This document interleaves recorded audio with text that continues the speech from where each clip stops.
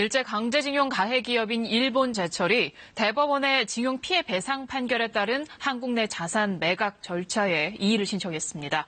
대법원 패소 이후 처음으로 공식 대응한 건데요. 이에 따라 일본제철의 국내 자산 현금화 절차는 상당 기간 지연될 것으로 보입니다. 백인성 기자입니다. 대구지법 포항지원은 오늘 일본제철이 우리 법원의 압류 명령 결정에 대해 즉시 항고장을 우편으로 제출했다고 밝혔습니다. 즉시 항고란 법원의 명령이나 결정에 대한 불복 수단입니다. 일본제철은 대법원의 징용 피해 배상 판결에 대해 그동안 무대응으로 일관해왔는데 이번에 처음으로 공식적인 불복 의사를 표한 겁니다.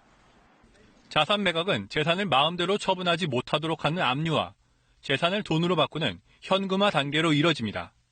일본제철은 이 가운데 공시송달을 통해 압류 단계가 완료될 것으로 보이자 즉시 항고를 제기했습니다. 무대응 전략에서 실제 배상을 다투는 쪽으로 전환했다는 분석이 나옵니다. 지금 이 절차적 참여나 방어권을 보장하는 이 절차에서 회사 입장에서는 어떤 적극적인 회사의 이익을 방어하는 그럴 필요가 있었다라고 보고요.